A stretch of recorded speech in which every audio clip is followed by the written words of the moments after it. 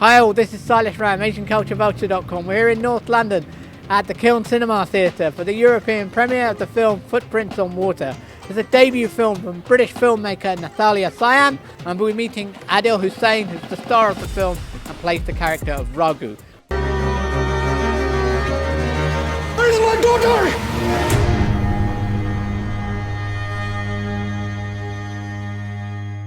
Adil, tell me about the character of Raghu. I would say this way, that it's an archetype of someone who is trying to fulfill his dream and yet suffering from a lack of identity, coming out of the comfort zone from another culture and country to another culture and country, and not knowing the future. And this uncertainty and trauma and all kinds of emotional upheaval that a person can go through probably in their life. Adil, you're so good in this kind of film, and you really carry, in many ways you carry the film, and it's a very difficult character, I think. I think the director carries the film. I just play my part, and I'm so happy that I'm not responsible for the whole film, because then I would be dead before I start acting in the film. From my experience, I must say that it is the director who makes or breaks the film.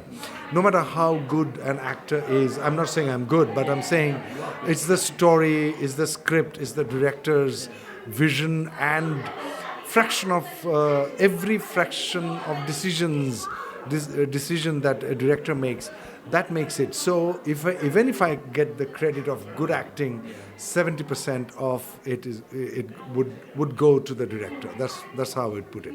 And you really could identify with the character of Raghu when you read it on the page? Absolutely. Because see, I am also an immigrant from Assam to Delhi, and when I go to the southern part of India, I'm an immigrant there as well. Because India is like Europe, it's another world. Each state has their own culture and language and food and everything. It's not as alien or different than like someone coming from India to Europe, but equally traumatizing sometimes, and it could be equally fantastic, because you understand and you start empathizing with another culture, and you understand the people, why they do what they do. So it is an opportunity, but it could be traumatizing as well. There are 4 bedrooms, 17 people. 17 people? Are you sure this is our accommodation? They showed us pictures of some beautiful houses. You're going to live in a nice house. In the backstory, it's not in the film, that my grandfather came from Bihar, so I grew up, again, same thing. Like, I came to New Delhi and I had to sort of get used to the culture of North India, which I found when I first came from Assam. I found it very rude, very strong, and I thought, my God, how can people behave like this? Because Assamese people are generally, they are very gentle, very soft, and people from North India, and I understood the reasons behind later, because from 300 BC, that part of the country had been invaded by Alexander onward till the Central Asians and Mughals and all that. Do you understand some of the politics around this? Obviously in the West there's a whole narrative about migrants being there are words like invasion used, and people feel very threatened by them. I'm fairly informed. I read a lot, and I read world politics, geopolitics a lot.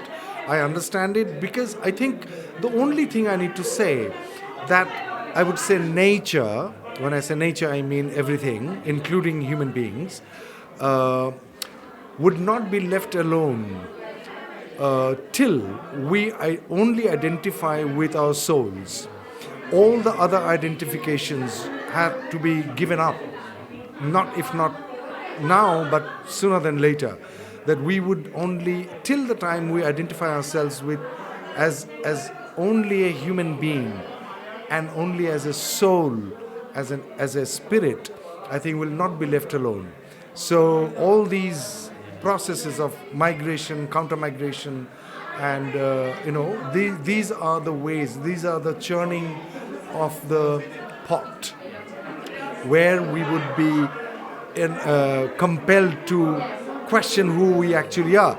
That question was asked by Ramana Maharshi, who I am, and he found out that I'm not even my body. So that's how I look at it. Thank you so much for joining us today. Brilliant. Absolute pleasure. So thanks for watching. The next time you see us, the sky hopefully will be blue and we'll be in the south of France. Yes, we'll be going to the Cannes Film Festival. So make sure you subscribe.